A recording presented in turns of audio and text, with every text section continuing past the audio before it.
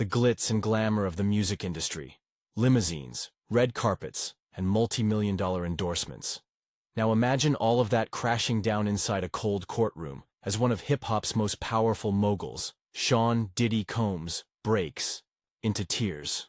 Not over a Grammy snub or a career flop, but as testimonies from his former partner Cassie and a male escort reveal deeply disturbing allegations that he paid the escort to have sex with Cassie while he watched.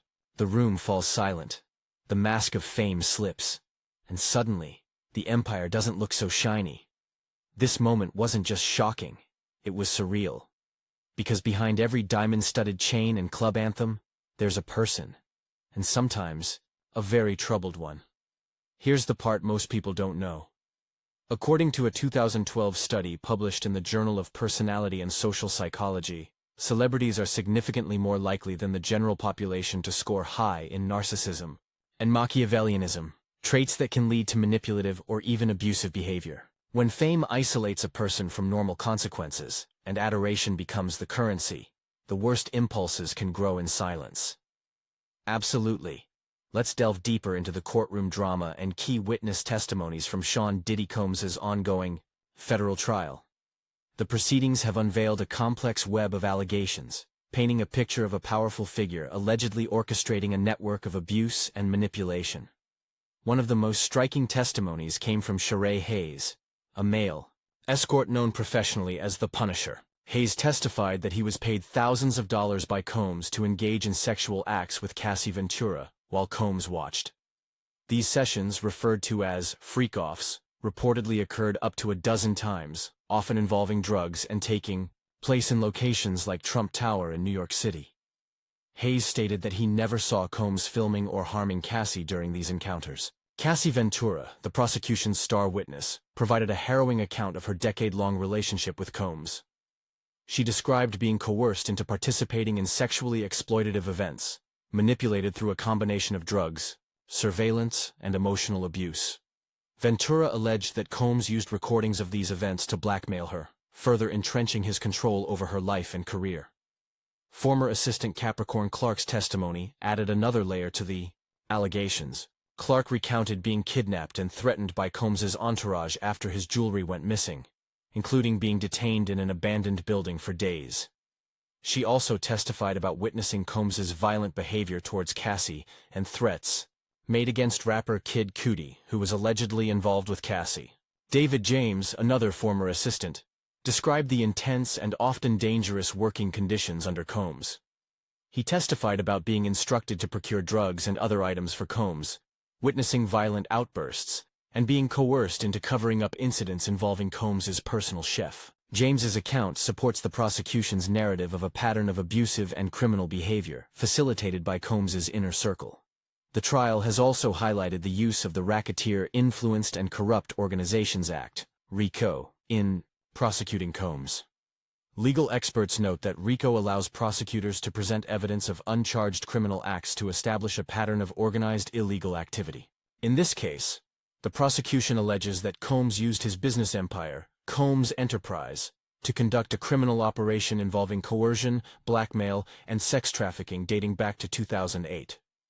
As the trial continues, these testimonies paint a disturbing picture of alleged abuse and manipulation, challenging the public's perception of a once-revered music mogul. The proceedings underscore the importance of holding powerful individuals accountable and the courage of those who come forward to share their experiences.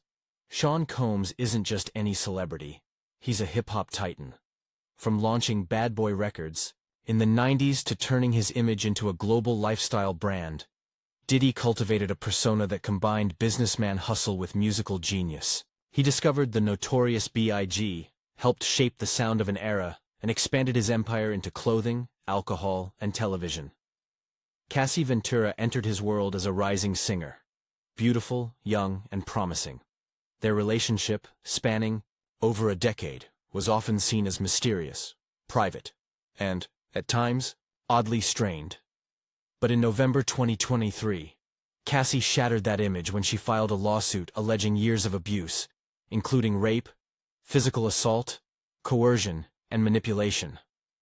Among the most disturbing claims was that Diddy regularly arranged for male sex workers, escorts, whom he paid to have sex with her, often while he filmed or watched. These weren't one-off events. They were repeated, deliberate, and, according to her testimony, deeply traumatic. The media initially reacted with a familiar mix of disbelief, spectacle, and casual dismissal. Some called it a money grab. Others thought it was just the latest episode in the endless reality show of celebrity breakups. But as more details emerged, including settlements, corroborating witnesses, and resurfaced videos of Diddy's erratic behavior, the tone began to shift. Then came the moment that gripped the nation. Diddy, surrounded by cameras and reporters, sat in court as a male escort testified.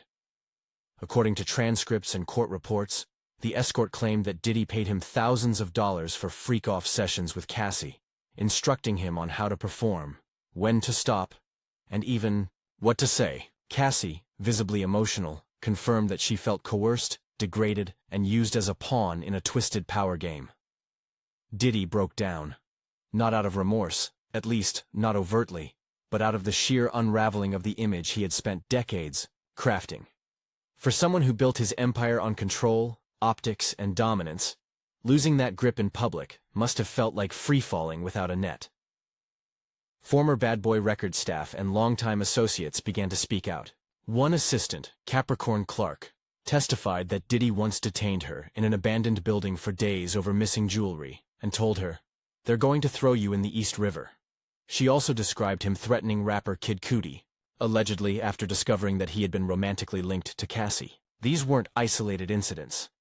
They painted a portrait of a man obsessed with control, fueled by jealousy, and enabled by a system that protected him because of his fame. It's easy to dismiss these stories as tabloid fodder. But there's a deeper pattern here, echoed in cases from Harvey Weinstein to R. Kelly. Fame doesn't just amplify a person. It insulates them.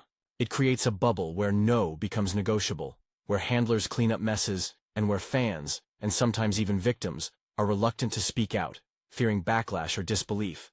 And this is where psychology and society collide. Abusers in power often use charm, wealth, and influence to manipulate their victims and control the narrative. Diddy allegedly used gifts, lavish trips, and the promise of stardom to trap Cassie in what she described as an emotionally imprisoning cycle. This kind of trauma isn't always visible. It's the quiet kind, the kind that plays out behind closed doors and is packaged in designer labels and Instagram filters. Historically, society has been slow to believe women in these scenarios, especially when the accused is wealthy and influential. But the tide is shifting. With each new voice that comes forward, the culture changes. Accountability becomes possible, and fame loses its ability to shield wrongdoing. What's especially haunting is the psychological toll. Cassie described years of confusion, gaslighting, and fear. Her story, though unique, resonates with thousands who face similar dynamics. People whose partners use sex as a weapon, who were filmed without consent, who were made to feel complicit in their own violation. So where does this leave us with a question? Why do we allow ourselves to be so easily seduced by the illusion of fame? Why do we continue to idolize celebrities while ignoring the signs of danger in their behavior? There's a paradox at the heart of celebrity culture. We crave authenticity, yet we reward image. We cheer for freedom of expression, yet stay silent when power is abused. This case is a reminder that the two can't coexist without consequence. The takeaway here isn't just about Diddy or Cassie, it's about us. What we're willing to overlook, who we choose to believe, and how long we're willing to ignore the warning signs simply because someone has a hit single or 1 million followers. Sometimes the most honest place in Hollywood isn't a red carpet, it's a courtroom. And when the lights dim and the camera